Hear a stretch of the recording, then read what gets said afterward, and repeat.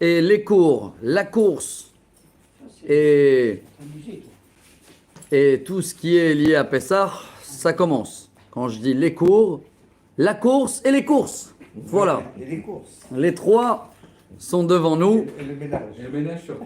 Baruch Hashem. Donc on va essayer ensemble, prendre le temps, faire une petite série sympathique de, je pense, minimum dizaine de cours. Et comme on a l'habitude de le faire, on l'a fait déjà à Purim, avant à Hanouka. On raconte un peu l'histoire, on remonte dans les midrash, on partage les sources.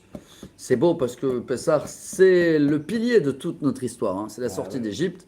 Et moi, je pense que quand on commence avec un peu d'histoire, après les halachot, ils sont beaucoup plus faciles à les comprendre. Parce que n'oubliez pas, chaque halakha, c'est une logique. Mais quand on apprend que la logique et on n'a pas l'histoire derrière, alors des fois, certains, c'est imposé, c'est comme ça, ils font le ménage depuis 20 ans, ils ne savent pas pourquoi. Alors nous, on apprend pourquoi on fait le ménage, et après le ménage, il devient plus facile. Voilà ce qu'on va essayer de faire. Donc chaque cours, si Dieu veut, on va aller un peu dans les midrash, on ne sait pas combien de temps, et toujours à la fin du cours, on va passer à l'halachot. Comme ça, ceux-là qui suivent avec nous toute cette série, je ne peux pas vous dire d'avance combien de minutes il va avoir d'histoire et combien d'halachot, comme ça vous êtes obligés de suivre jusqu'au bout. Voilà, Bezrat Hashem, une bonne préparation, et comme on le dit chaque année, les Shana Ba Bene Horin, j'espère que cette année, ça y est, ça va être enfin une année de libération. Alors, délivrance, Géoula, et si Dieu veut, une bonne préparation pour nous tous. Alors, certains, ils m'ont demandé justement, suite à la série de Purim, quel livre on utilise quand on donne les pages. Alors, je ne sais pas s'il existe en français, mais en tous les cas, nous, on utilise une série très belle. Elle s'appelle Hag Pesach, Be'alacha ou Be'agada. Il y a plusieurs versions, hein. Chaque année ça sort.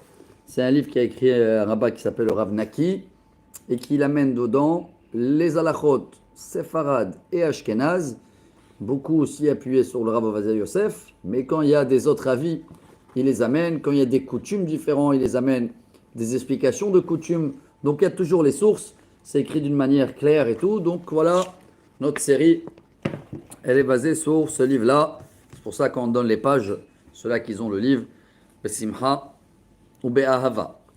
On démarre aujourd'hui, c'est un petit cours, une préface. Hein. Il va être un peu plus court aussi que d'habitude, on va dire à peu près 40-45 minutes. Et ceux-là qui ont le livre, on est dans la page 8 chez moi, dans la nouvelle édition, et dans l'ancienne 4. Voilà. Hagdama, Hashivut Sipur Yetziat Mitzrayim. Pourquoi la Torah, elle nous donne une telle importance que je ne sais pas combien, des dizaines de fois, sur les 48 ou 50 fois où c'est marqué dans la Torah la sortie d'Égypte. Donc c'est le sujet qu'on parle le plus dans la journée de prière et d'études. Hein. Oh, c'est Mitzrayim. Kiddush, Shabbat, Zerletziat Mitzrayim, Tfilin, Tziach Hashem Mitzrayim, Shema Israël alafani Hashem asher hotzeti etchem eretz Mitzrayim. Pourquoi? Alors, il nous explique, c'est au nom de Midrash bien sûr, et au nom de Sefer HaChinuch. Yetziat Mitzrayim Yesod HaEmuna. Toute la base de notre foi, comme ça on dit, notre Emuna, c'est la sortie d'Égypte. במצוות רבות מזכירים לנו זכר ליציאת מצרים, קידוש, קריאת שמע, תפילין ועוד. אולם פעם אחת בשנה, בליל הסדר, מצווה עלינו לא רק לזכור את יציאת מצרים, אלא לספר. Donc toute l'année, chaque jour, on fait un souvenir, on cite un souvenir de la sortie d'Égypte, mais une fois dans l'année, on doit le vivre. On doit le vivre, ça va être ça le but de Pessah, et après on va comprendre au fur et à mesure tous les coutumes. On va comprendre pourquoi Akoudé, pourquoi le maror, pourquoi la galette, pourquoi tout ça, parce que Dieu il veut qu'une fois dans l'année, pendant 7 jours, on va, comment je peux le dire, Raffiner. pas seulement on va lire, comme on le fait tous les matins, Zecher Letziat Mitzrayim, quand on dit aussi le mot Zecher, c'est un souvenir. Mais une fois dans l'année, il faut travailler le souvenir, donc le vivre et le raconter. Et c'est ça la mitzvah aussi principale de la Haggadah. Vechol amarbe le saper, b'yetziat Mitzrayim arei ze meshubach. Omer Sefer HaChinuch. Sefer HaChinuch, il a écrit des commentaires sur tous les 613 mitzvot. Et dans la mitzvah numéro 21, il marque comme ça. Je lis mot à mot ce qu'il a marqué. Mishorche mitzvah zot. C'est quoi la racine et la raison de vivre cette histoire d'Égypte, la sortie d'Égypte à Pessah? Kihu yesod gadol ve'amud hazak betoratenu ve'emunatenu. C'est une grande base et un pilier fort dans notre Torah et notre foyer. Les fiches où la nuot mofet gamour bechidush haolam vechi eshelo akadmon hafetz ve'echol. Après qu'on a étudié la création du monde, et après qu'on a compris qu'il y a un Dieu qui fait tout, pour El Kolanim Tsaotu, et Dieu est capable de changer la nature quand il veut, à n'importe quel moment. Comme il a fait en Égypte, qui sont arrivés à un stade où il a tout, Dieu il a changé la nature. C'est pour ça, quand vous prenez même les 10 plaies qu'on va parler, il y a 3 séries, vous allez voir. La première série, elle vient de la terre. La deuxième série, elle vient de l'air. La troisième série, elle vient du ciel. Vous vous rappelez de tout ça, non? On va parler de tout ça. Le dam, tzfardé, akinim, ça vient de la terre et de l'eau. C'est niveau premier. Après, c'est arov, dever, shrin, les animaux, la peste. Et après, ça tombe d'en haut, la grêle, rocher, les sauterelles, ils viennent d'en haut. La ténèbre et aussi makat bechorot, c'est Dieu. Donc, il a mélangé toutes les forces de la nature et il les a changées pour nous. עשה לנו אותות מחודשים גדולים ועצומים, הלא זה משתק כל כופר בחידוש העולם ומקיים האמונה בידיעת השם ברוך הוא. Donc ça nous renforce la foi, comme quoi tout est d'en haut, tout est marqué, tout est écrit, mais n'importe quel décret ou n'importe quelle chose qu'aujourd'hui tu le vois naturel peut changer quand Dieu y veut. Ofen asipo, quel est le but de Pessah? Ça, je le dis dès maintenant parce que c'est une phrase, on va la répéter souvent. Je l'aime bien parce que ça nous concerne à nous les hommes. La poussière et pas Hametz et le mari et pas l'agneau pascal.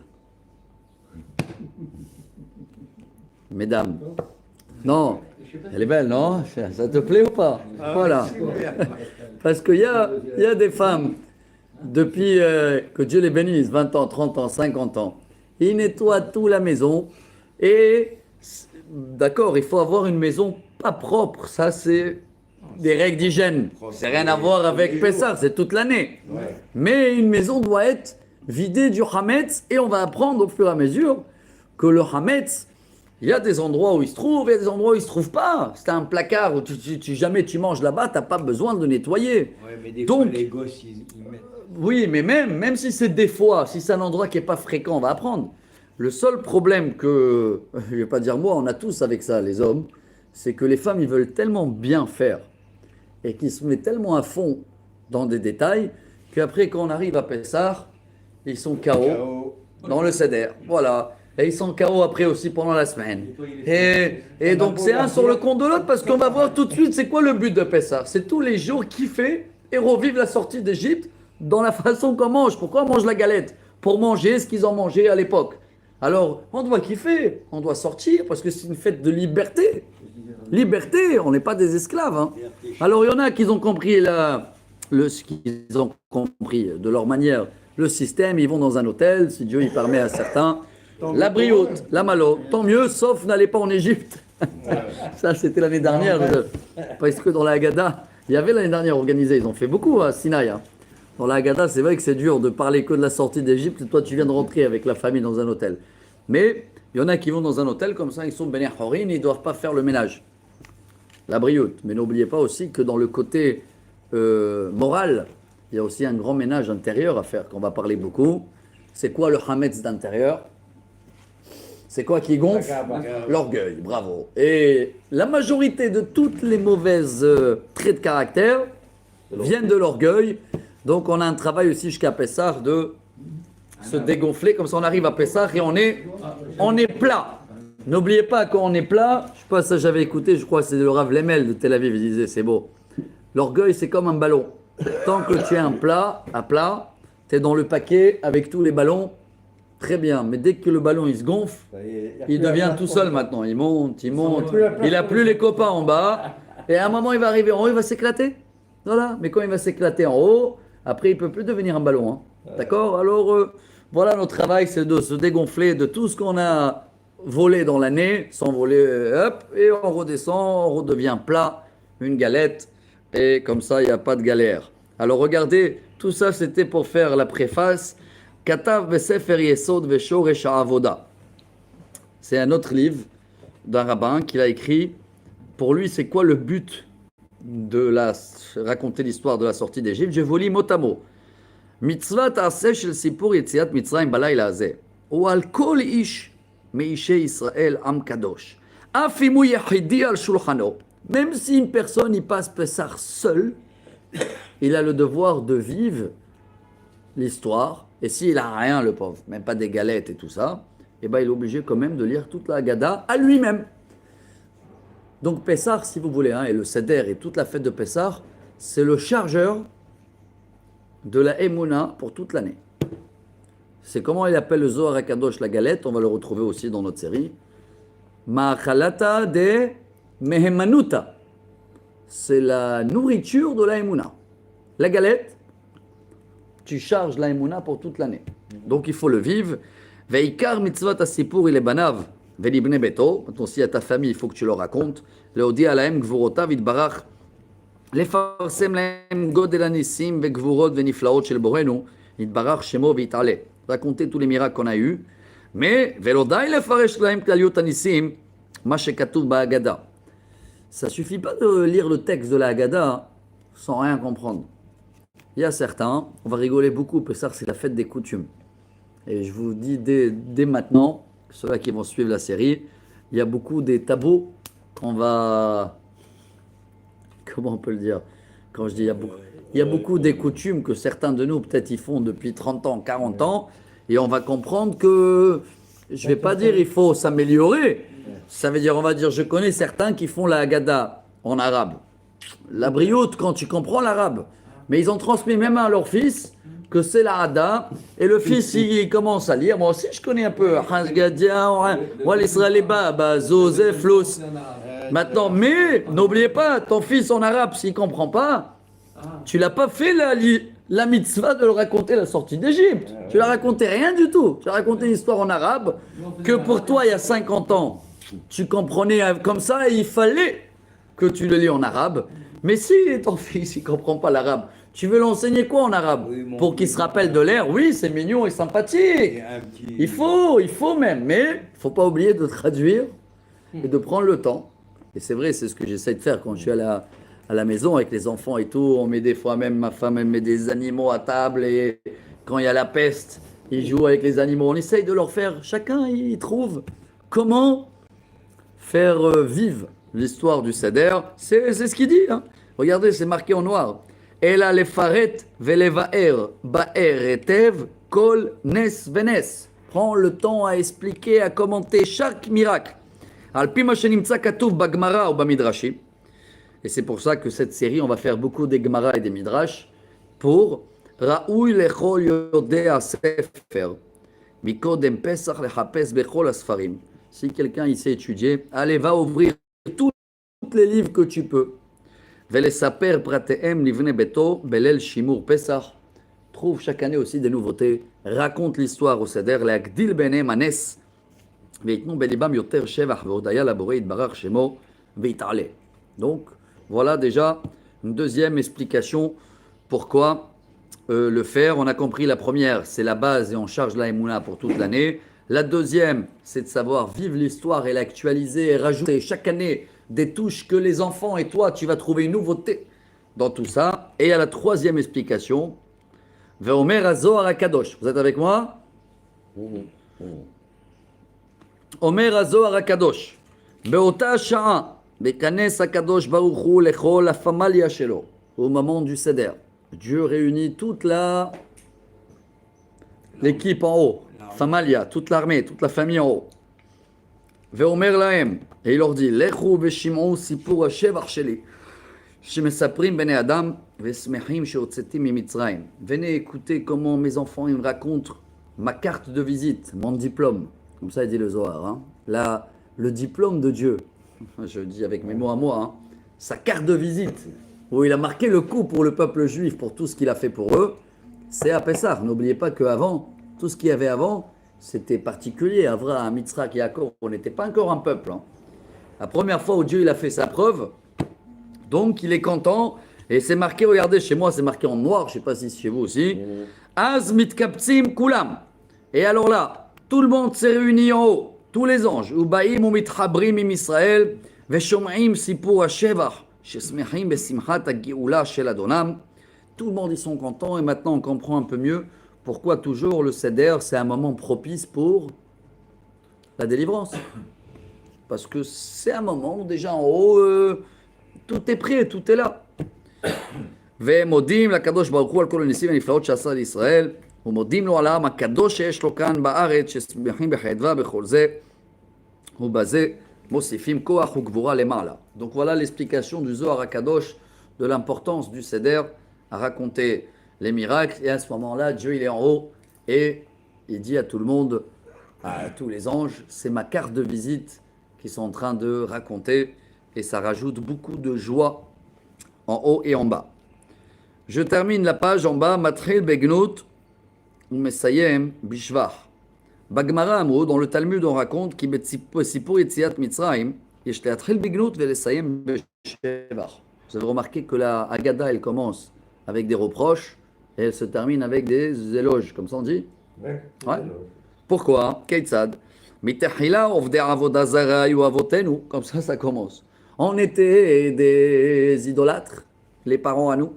Mais Arshav Kirvanu Amakom la Avodato. Et maintenant, cette année, on s'est rapproché un peu plus vis-à-vis de Dieu. Et on le lit chaque année. Ça veut dire que chaque année, entre le Pessah de l'année dernière jusqu'à le Pessah qu'il arrive, des fois on s'éloigne un peu. On est un petit peu tous, quand je dis idolâtre, on a des choses qu'on idolâtre. Chacun il connaît ses points faibles. Hein. La télé, l'argent, les jeux. Ouais. Quoi d'autre?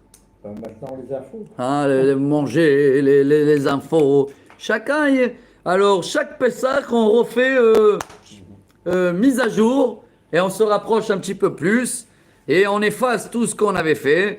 Et עלינו להבין שבכל שעבוד מצרים והגאולה שבאה לאחר מכן, הכל כדי שנזדכך מן העבודה זרה שדווקא בקודמים לאבות העולם.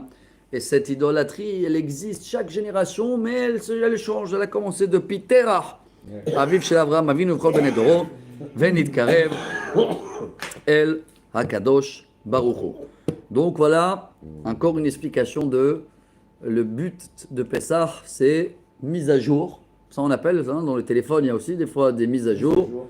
Chaque année, dans ce moment-là, pour malgré qu'on a été un petit peu éloigné, etc., Kerevan ou Amakom, Dieu, il nous permet de se rattacher à lui, être plus proche et redémarrer, si Dieu veut, une nouvelle année avec beaucoup plus de liberté d'esprit. On va parler de ça aussi beaucoup. Hein. Ben Horin. Liberté d'esprit selon la Chassidoute. Aujourd'hui, on a des gens, ils vont te dire, ouais, ils sont capables de penser sur 1000 choses en 1 heure. Ça veut dire qu'ils sont pas, ils maîtrisent pas leurs pensées. Ils sont pas libres. Ils sont pas libres. La tête, elle va dans tous les sens. C'est pas une qualité. Hein. Une liberté d'esprit, c'est toi qui décides à quoi penser et combien de temps va durer cette pensée. Et c'est beau parce que maintenant on est là, on est tous déconnectés chaque fois qu'on fait un cours. Mais des fois, ça suffit que j'ai parlé là, je dis voilà. Ah, il était voir le docteur, hop. Attends, moi aussi, je dois aller voir le docteur, hop. Tu es parti. C'est qu'on est encore esclave, même de notre pensée. Hein. Et c'est le défaut de notre génération. Donc, c'est un cadeau, Pessah, de faire tout. Le ménage, la gada, la matzah, le maror, tous les coutumes et les halachot et les obligations, tout ce qu'on va étudier dans notre série. C'est un travail qui va nous donner un cadeau pour la nouvelle année, d'être un petit peu plus libre d'esprit, ça veut dire maîtriser aussi nos pensées et décider qu'est-ce qu'on veut faire, quand on veut faire, et on est capable, et personne ne va dire non mais tu sais, mon père, et Abraham, s'il aurait dit mon père, Terach, il aurait terminé comment? Pour ça qu'on commence avec Terach. Hein. Parce que dire Abraham, il a su aller contre les coutumes de son père. Je ne dis pas ça parce qu'on va étudier des choses à l'école des coutumes, hein. On va essayer de le faire très sympathique. Mais ceux-là qui veulent faire des reproches directs parce qu'ils vont écouter plus tard dans le cours 6, 7 que ah, tu es venu en Israël, ça y est, tu peux commencer à manger le riz. Et tu vas dire attends, mon père il était marocain, etc. et tout ça. N'oubliez pas, il y a des halachot, il y a des coutumes, il y a des choses qui sont évoluées. Et le but de Pessah, c'est pas aussi de se punir. Il y en a des gens qui se punissent. Voilà. Et ils mangent vraiment que de la galette avec des carottes toute la fête. Mais il faut kiffer, on va le voir dans la halakha, c'est Yom Tov. C'est Yom Tov, chers amis. C'est pas une punition. Tu dois pas vivre un esclavage. Mais non, l'esclavage, c'est Tisha B'Av. Ça oui, on vit un esclavage. Ça oui, tu peux pas manger. T'es un genre. Mais Pessah, on va voir la Gemara, une table de roi. C'est la Gemara qu'elle raconte. Il y avait un rabbin, il cherchait que le riz. Vous vous rappelez ou pas? Rabbi Yochanan ben Nouri. Ah, on va le citer. D'accord, alors. Ouais, mais il y en a qui trouvent que, bon, ils atteignent un niveau encore supérieur en se privant de tout.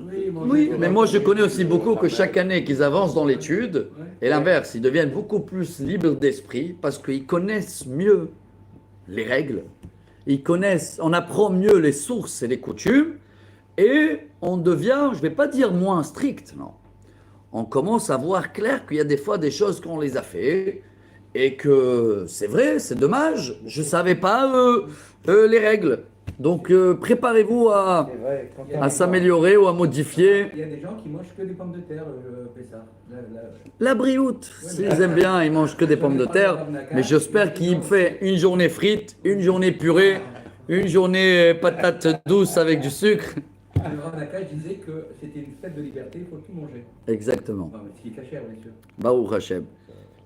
Mais bon, grâce à Dieu, je remarque aussi au fur et à mesure on avance dans le cours et même dans la vie, hein, parce que c'est marrant dans la vie. Il y a toujours des gens, là on a vu mon cher Rabbeinu, des reproches.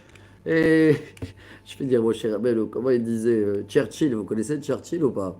Winston Churchill. Vous avez entendu parler de lui, non? Il a beaucoup des phrases de clés dans la vie très connues.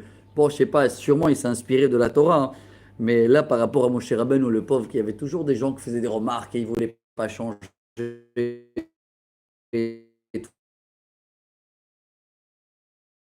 Ne t'arrête pas pour les jeter des pierres, tu vas jamais arriver à la destination.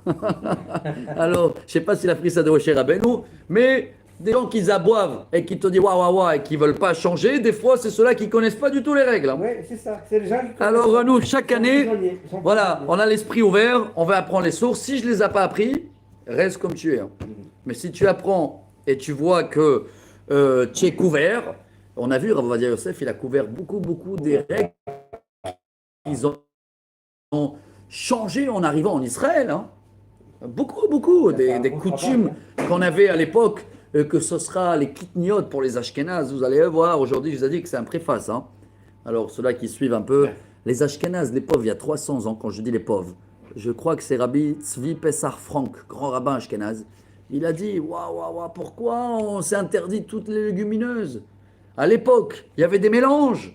Les champs, ils étaient collés. Et dans les usines, tu achetais un sac de fèves et souvent, tu avais du blé dedans. Mais aujourd'hui, c'est fini. Et vous vous rappelez qu'est-ce qu'il disait le rabbin? Il dit, dommage que j'ai pas avec moi une équipe des rabbins et que je vais utiliser les mots tout de suite, hein, que je vais éclater ces coutumes comme un marteau. C'est les mots qu'il utilise, mais malgré tout ça, hein, Ashkénazes, ils restent avec leurs coutumes. Hein. Pourquoi? Parce qu'il n'y a pas eu justement une majorité des rabbins Ashkénazes qui ont annulé les légumineuses, donc les Ashkénazes ne mangent pas de kitniot. Mais les séfarades mangent des kitniot. Ah, mais chez les séfarades, dans les kitniot, c'est ça qui nous fait rire, on est encore dans l'ambiance de Pourim. Hein. Dans les kitniot, il y a les Tunisiens Hams.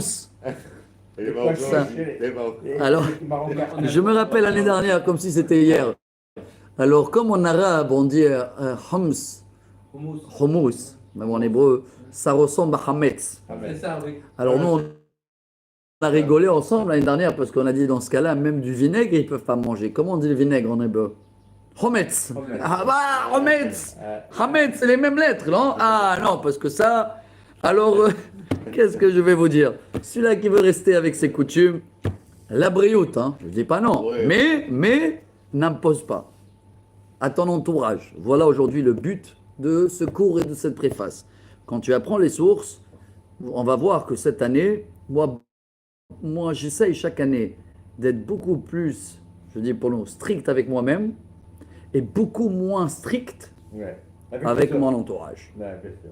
Et ça, je crois que notre modèle de nous tous, c'était la grandeur de Rav Vadia Yosef, qu'il a su, avec une grandeur énorme, de traverser pratiquement tous les sujets Ouais. importants, trouver des sources et la majorité des rabbins et penser au Kaal. Kaal, ça peut être même ta famille et tout, hein, tout doucement. Il n'y a pas et tes enfants et tout. Toi, tu veux être strict pour toi-même, fais-le. Mais n'impose pas à les autres tant que c'est contre la halakha, chers amis. Si la halakha l'autorise, pourquoi j'interdis moi? Qui on est? Qui on est? Interdit pour toi, mange que des patates et la brioche. Non, je sais, toi tu manges, tu kiffes. Sans hésitation, tu manges le riz. Qui? Toi, tu manges le riz. Moi, j'essaye de manger tout ce que ma femme elle cuisine. Voilà. Je dois le savoir. Voilà la réponse. Tout ce que ma femme elle cuisine, je mange. Après ça, sans problème. Même toute l'année. Hein. Bon, ça c'était la préface aujourd'hui. Avant de démarrer la halakha, il y a des petites questions par rapport à cette préface. Comme ça, dimanche, on peut tout de suite démarrer. On est bien, rien n'y vous gêne.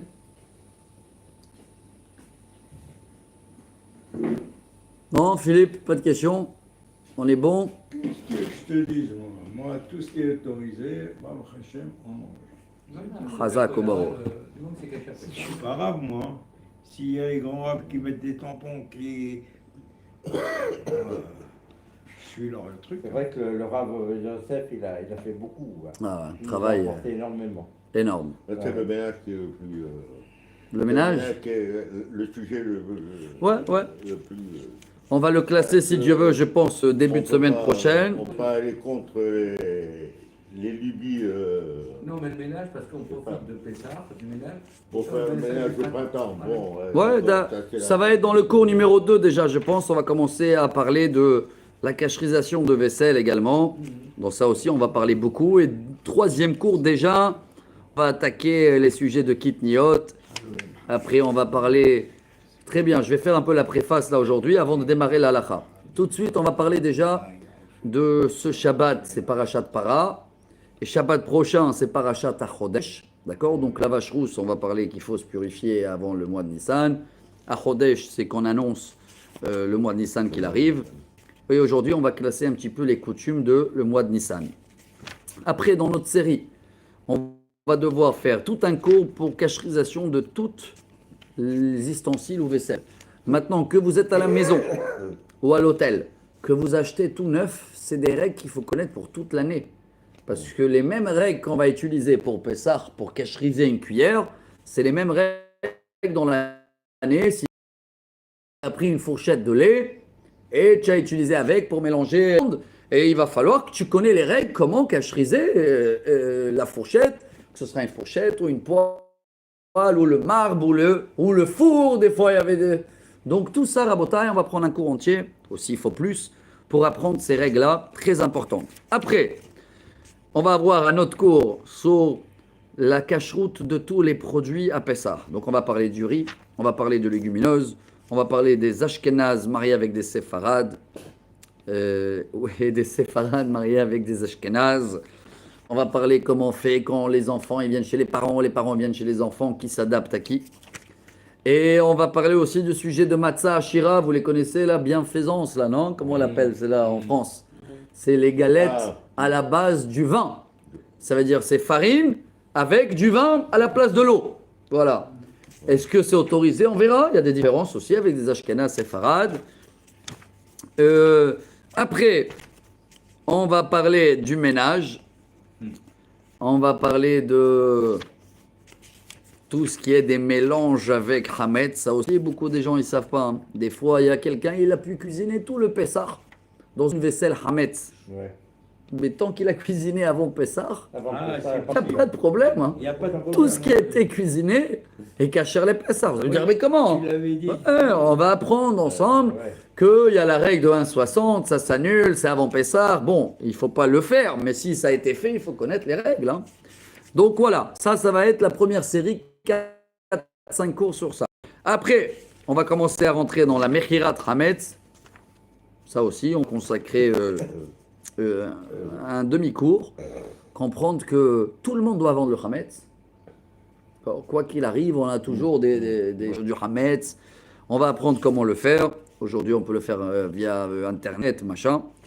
Ça y est, après, on sera déjà dans Shabbat Agadol. Bdikat Hametz, vérification de Hametz.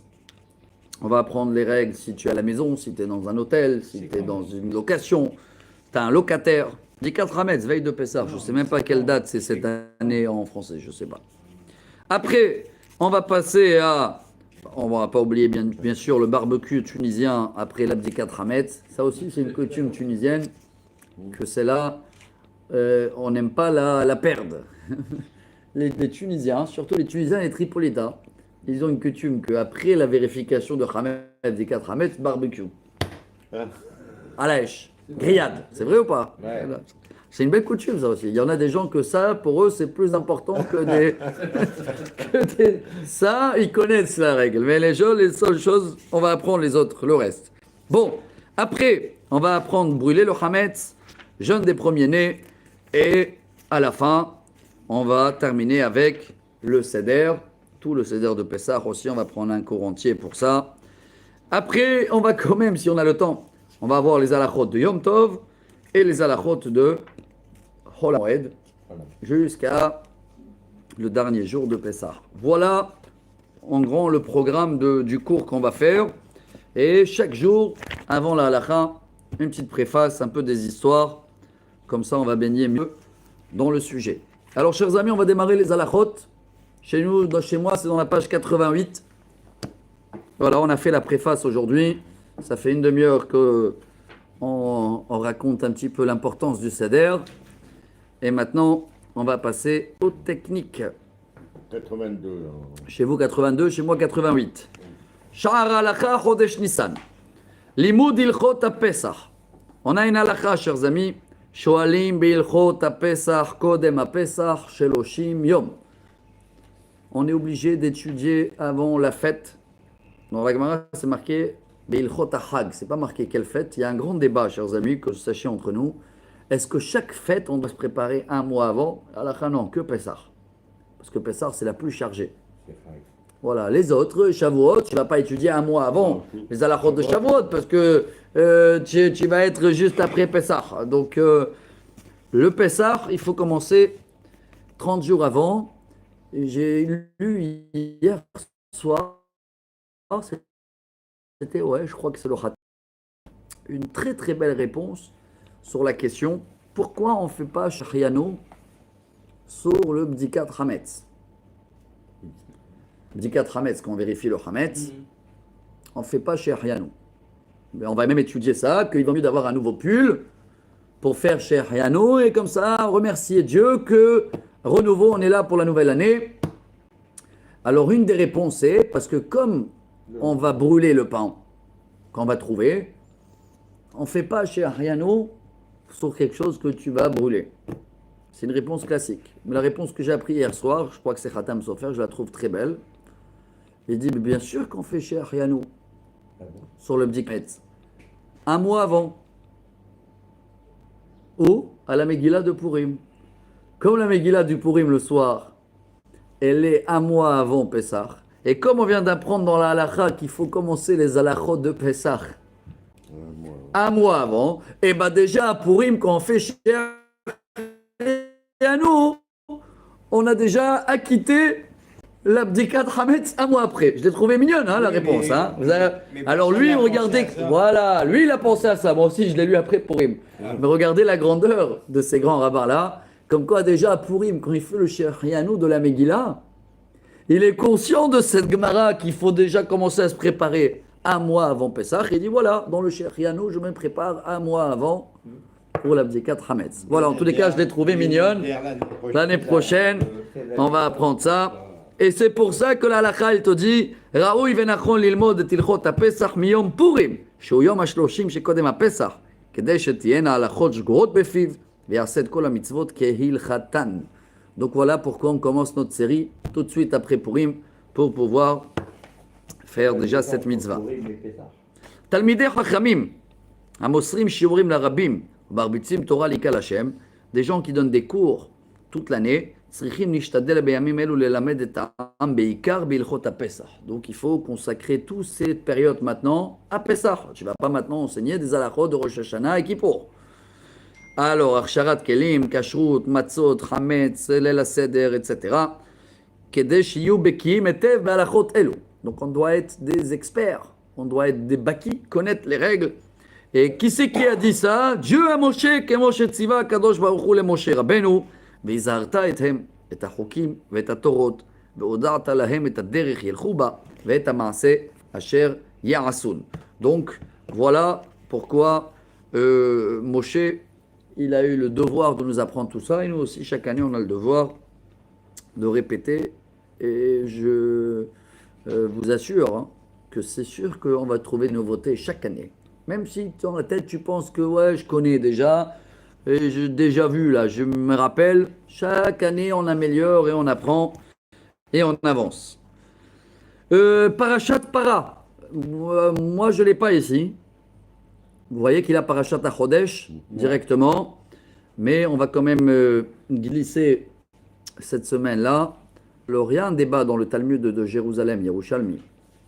Est-ce qu'on doit d'abord signaler le Rosh Chodesh Nissan et après la vache rousse, parce que la vache rousse, elle est venue après Rosh Chodesh, ou avant? La halakha, elle est avant Shabbat HaChodesh, avant d'annoncer le mois de Nissan. Ça veut dire tout de suite après Purim déjà, on doit se préparer à se purifier. N'oubliez pas que la vache rousse, c'est un sujet où on ne peut pas comprendre, ça sert à rien d'essayer. Le roi Salomon, il a dit, j'ai essayé, mais c'est loin de moi. Mais en grand, c'est qu'à l'époque, chacun qui était impur, parce qu'il avait un contact avec la mort, il devait, avant de rentrer au temple, se purifier par la cendre de la vache rousse mélangée avec l'eau, etc. et tout ça. Donc comme là, Nissan, c'est le renouvellement de tout. C'est le début d'arriver au temple. Nissan, c'est le premier mois selon la Torah. Donc avant d'arriver au temple, avant d'arriver à Pessah, il faut, aujourd'hui je parle de purification de la pensée, parce qu'il n'y a pas de vache rousse aujourd'hui. Et même s'il y a une vache rousse, il n'y a pas encore le temple. Alors qu'est-ce qu'on va lire cette semaine? On va lire qu'à l'époque, il fallait se purifier physiquement par la vache rousse. Et même si aujourd'hui on n'a pas physiquement la vache et le temple, on a un devoir avant Pessah de se purifier, comme on a dit, enlever l'œil, maîtriser les pensées et tout le travail qu'on va faire. Donc c'est pour ça, chers amis, que ce Shabbat-là, on va sortir un deuxième Sefer Torah et on va lire la lecture de la vache rousse, comme ça, dès dimanche, quand on va démarrer la vraie série, vous allez voir comment on sera beaucoup plus pur et concentré. C'est pour ça que j'ai hésité au début, est-ce qu'on démarre maintenant ou on démarre dimanche? Ouais, dimanche, on va voir un nouveau esprit. N'oubliez pas, selon la Chassidoute, Shabbat Para, d'abord il y a un grand débat, il y en a qui disent que c'est de la Torah aussi, comme Zachor, comme la Paracha d'Amalek, Para c'est de la Torah. Alors c'est vrai qu'il faut faire un effort tous de venir à la synagogue et écouter l'histoire de Para, mais selon la Chassidoute, que tu le sens ou pas, que tu veux ou pas, tu reçois un cadeau ce Shabbat, tu reçois Vezarakti alechem ma'im tehorim, comme il dit le prophète Yecheskel, Venatati lachem lev basar, ve'asiroti et lev ha'even. Je vous enlève le cœur en pierre et je vais vous donner un cœur basar, chair. Et Breslev, ils étudient lev basar, c'est Breslev, ils aiment bien cette phrase. Donc on va avoir un cœur pur et le cœur influence la tête, les pensées. Donc dès dimanche, préparez-vous à voir les choses plus claires. Ça, c'est Parashat Para. Il nous reste encore 5 minutes et je vais classer aussi, avec votre permission, Shabbat prochain. C'est Parashat HaChodesh, car on sera à la veille du mois de Nissan. C'est quoi Parashat HaChodesh? Voilà, je lis. Korban Pesach, Beshabbat Shelifnei Rosh Chodesh Nissan, Tiknu Chazal, כתוספת קריאת התורה של פרשת השבוע להוציא עוד ספר תורה ולקרוא פה פרשת החודש. C'est dans le Chumash Parashat Bo, et c'est là-bas où Dieu nous a donné la mitzvah de l'agneau pascal. Sheneimar veikro lahem ish sel et bet avot sel habayit. Alors pourquoi on le fait ça juste avant le mois de Nissan? Le Shulchan Aruch il dit Oulai niske beshana zo lakriv korban Pesach. Peut-être cette année il va avoir le temps, si Dieu veut, on attend. Et au cas où on doit connaître les règles, comment faire l'agneau pascal, pas comme on fait aujourd'hui avec le Zroa, on fait Zecher. C'est quoi Zecher? Même pas on a le droit de le lever. Hein, on dit c'est souvenir. Vous vous rappelez ou pas? Que s'il y a le temple, on va vraiment faire l'agneau pascal comme il faut. Quel haftara on va faire la semaine prochaine? C'est une haftara spéciale, haftarat parashat achodesh. Shabbat et Rosh Chodesh, je crois que c'est pas notre cas cette année. Non, Rosh Chodesh Nissan. Bon, en tous les cas, si ça tombe un Shabbat, alors il y a 3 Sefer Torah. Hein. La parasha, Achodesh et Rosh Chodesh. N'oubliez pas, Rosh Chodesh, c'est une lecture tous les mois. Ha-Chodesh, ça veut dire quoi? C'est le mois de tous les 12. Il a fait, c'est tout. On a fini Parashat HaChodesh. Et si Dieu veut, dès dimanche, on va rentrer dans les coutumes du mois de Nissan. Je vous le dis rapidement, comme ça, après on répète. À partir de Rosh Chodesh Nissan, il n'y a pas de Tachanoun, chers amis, pendant tout le mois.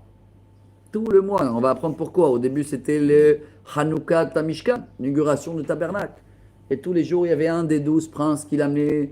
C'était sa journée de fête et il amenait son cadeau. Donc déjà, les 12 premiers jours, on est dans la joie.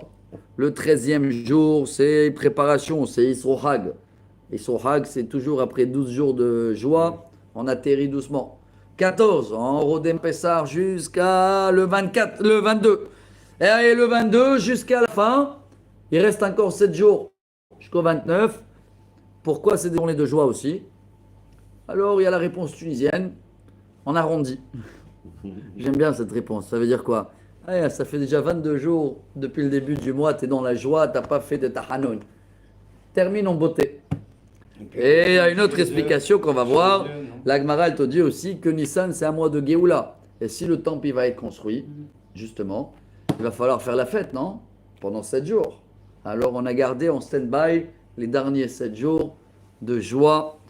Et voilà ce qu'on va commencer à faire dès le début du mois de Nissan. Et si Dieu veut, dimanche, on va parler un petit peu aussi de Birkat Hailanot. Voilà, la prière sur les arbres. Parce que aussi tout commence à fleurir, chers amis. N'oubliez pas que selon le calendrier juif, quoi qu'il arrive, Pessah doit tomber en printemps. Quand je dis en printemps, c'est le Haviv ici. Hein. Tout est calculé, c'est pour ça qu'on rajoute des fois un mois d'Adar en plus, comme cette année. Hein. Parce que quoi qu'il arrive, il faut que au début de Nissan, tu commences à voir tout fleuri. C'est un renouvellement de travail. Après tout l'hiver où on a dormi un peu, j'espère que si Dieu veut, dès dimanche, on sera bien réveillé et qu'on démarrera le mois de Nissan avec beaucoup des miracles qui vont continuer et encore des miracles qu'on a toujours besoin. Libération des otages, force à les soldats et une grande Géoula pour tout le Ham Israël. Alors voilà, Rabotai, merci à vous tous de suivre cette série. Et dès dimanche, venez avec l'esprit libre et bien aspergé avec la vache rousse de ce Shabbat. Et comme ça, Bezrat Hashem, on va bien se préparer. On va faire les cours, la course et, Le ménage. et les courses. Les courses, le cours, la course et les cours. On associe Pessah avec le ménage du printemps. Hazak. Pour laver les vitres. Baruch Adonai Leolam, Amen ve Amen, Besorot Tovot. D'accord.